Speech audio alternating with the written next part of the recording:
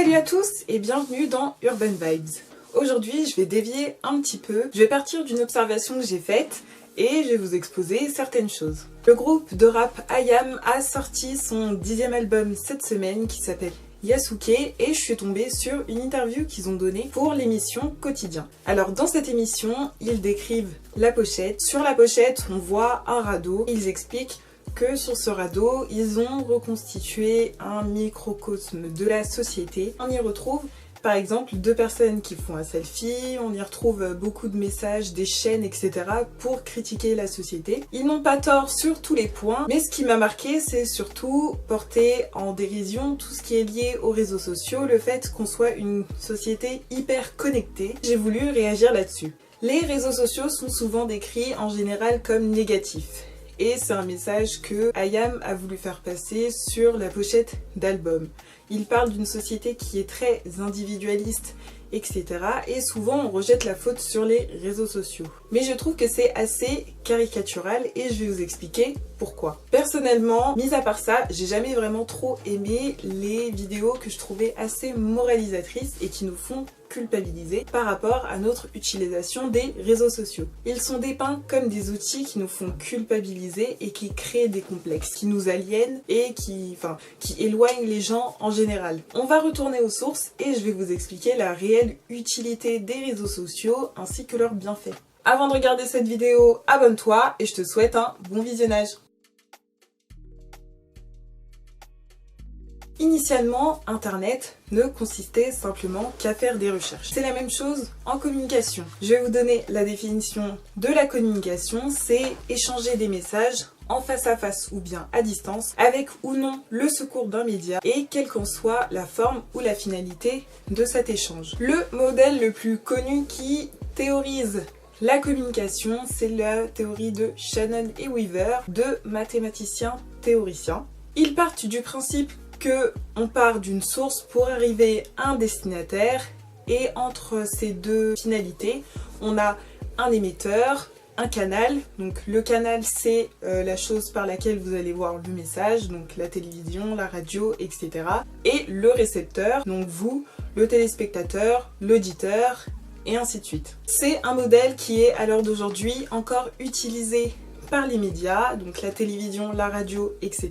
Ils formatent l'information, la transmettent telle qu'ils ont envie que celle-ci apparaisse auprès du public, le récepteur, puis par la suite est arrivé le web 2.0, où on est passé d'une utilisation assez statique d'Internet à une utilisation plus dynamique et interactive. Ce qui caractérise le web 2.0, ce sont les interactions. Ça a commencé avec les forums, par exemple, les blogs, pour finir par les réseaux sociaux. Pour revenir à la communication, la seule limite qu'on pourrait trouver à la théorie de Shannon et Weaver, c'est que le récepteur est considéré comme passif. Tu reçois l'information et tu la contemples sans avoir ton mot à dire. Avec les réseaux sociaux est arrivée l'autonomisation. C'est une théorie qui a principalement été développée par Joël Bachat. Les réseaux sociaux, c'est une duplication de la vie réelle et non un monde fictif dans lequel les gens tendent à dire qu'on peut s'inventer une vie.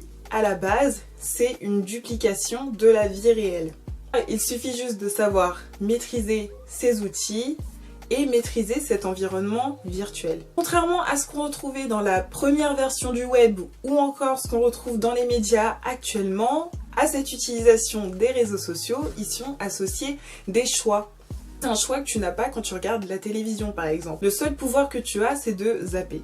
Donc, grâce aux réseaux sociaux, tu as un choix et un choix qui dépend d'une situation communicationnelle. C'est-à-dire que tu peux choisir de commenter, de discuter, d'organiser un événement, etc.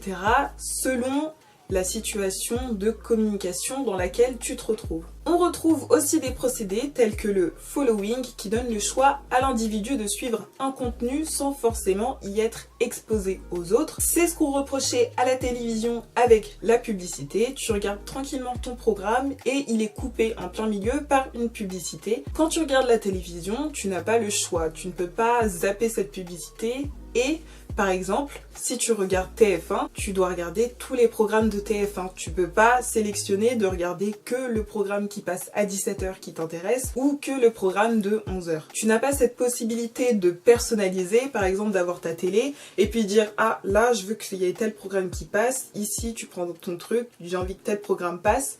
C'est toi qui dois te rendre devant ta télé à l'heure à laquelle tu le choisis. Et c'est le seul choix que tu as en ta possession. Contrairement à cela, sur les réseaux sociaux, chaque utilisation est dirigée vers une finalité, ce qui justifie et crédite l'exposition à un contenu. On peut donner l'exemple du feed. Chaque feed, que ce soit ton feed Instagram ou ton feed Facebook, est différent, il est propre à chaque individu. Si tu regardes le feed de ton pote et si tu regardes ton feed à toi, il ne sera jamais identique car vous avez le choix de chacun suivre les personnes, les comptes, les entreprises que vous souhaitez et vous ne serez jamais exposé exactement au même contenu. Donc, les réseaux sociaux nous ont permis d'être autonome. On aime ça. C'est pour cela que Twitter est aussi populaire. C'est une plateforme qui permet de communiquer son mécontentement et exposer ses propres théories. Ça te permet de faire des retours auprès de tes influenceurs préférés pour qu'ils améliorent leur contenu. Ça permet aussi de te plaindre si tu t'es senti offensé par un influenceur. Encore une fois, lorsque tu n'appréciais pas un contenu à la télé, tu devais envoyer un courrier ou effectuer une réclamation auprès du CSA qui, au final, arrivait-il vraiment à son destinataire? On ne sait pas. Aujourd'hui, si ton influenceur préféré t'a offensé, tu peux lui envoyer un message directement, tu peux réagir grâce aux réseaux sociaux et te faire davantage entendre. De plus, cette interaction entre influenceurs et communauté permet aussi aux influenceurs de vous demander vous ce que vous voulez voir. Aujourd'hui, on peut faire des sondages, on peut voir grâce au nombre de j'aime si un contenu est apprécié. Attention, je n'ai pas dit qu'il n'y avait aucun problème sur les réseaux sociaux. Le problème des réseaux sociaux, c'est l'utilisation qu'on en fait. Il est possible d'avoir une utilisation saine des réseaux sociaux. Personnellement, quand j'étais un peu plus jeune, j'aimais pas trop regarder les informations parce que c'était long et ça passait aussi à des heures où j'étais pas forcément chez moi. Mais grâce aux réseaux sociaux, j'ai pu personnaliser mon accès à l'information. Et par la suite, j'ai suivi des comptes qui, on va dire, me prémâchaient l'info et me donnaient les infos les plus importantes, comme des comptes comme Hugo Décrypte, par exemple.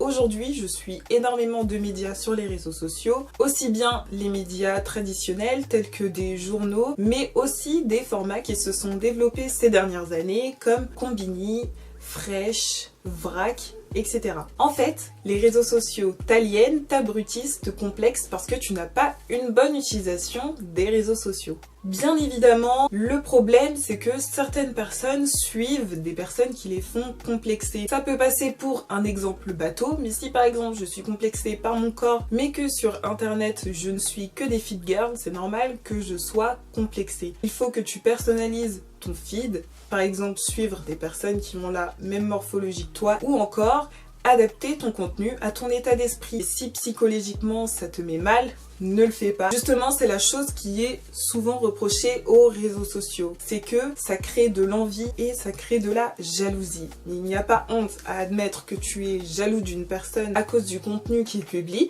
et ne plus le follow pour éviter de vivre cette frustration. Au contraire, les gens ont tendance à dire oui, suis tout le monde. Non, il faut que tu personnalises ton utilisation des réseaux sociaux pour qu'elle soit saine. Pour appliquer cette utilisation des réseaux sociaux au domaine du hip-hop, et bien grâce aux réseaux sociaux, je suis au courant des sorties d'albums, de l'actualité des artistes, des soirées, des festivals, des événements organisés par les marques. Pour donner une anecdote, vous savez que Nekfeu a disparu pendant 2 ans, puis est revenu avec Les Étoiles Vagabondes, son film qui n'était diffusé que dans les cinémas Gaumont-Pathé. J'ai été mise au courant très rapidement de la mise en vente des places du film parce que je suivais Nekfeu sur les réseaux sociaux. J'ai vu le post alors que ça faisait 1 heure qu'il était posté. Grâce à ça, j'ai pu me rendre sur le site Gaumont-Pathé et j'ai pas acheté non pas 1 mais 2 places parce que je suis allée avec une pote. J'ai réussi à avoir des places pour Les Étoiles Vagabondes dans le cinéma de mon quartier et ça c'est grâce aux réseaux sociaux. Enfin, je vais finir avec l'expression « c'était mieux avant ». Sachez qu'on n'a rien inventé. On a aujourd'hui à notre portée des outils qui amplifient certains phénomènes, mais des phénomènes déjà existants. Pour donner une idée bête, les sites de rencontres ont toujours existé, mais n'avaient pas la même forme selon le contexte. On est passé des petites annonces au Minitel, car oui, tu pouvais rencontrer quelqu'un via le Minitel. Moi, je l'ai jamais utilisé parce que j'étais... quand je suis née, c'était déjà obsolète, donc j'ai jamais utilisé, mais je sais très bien qu'on pouvait rencontrer des gens via le Minitel. Et aujourd'hui, on a Tinder.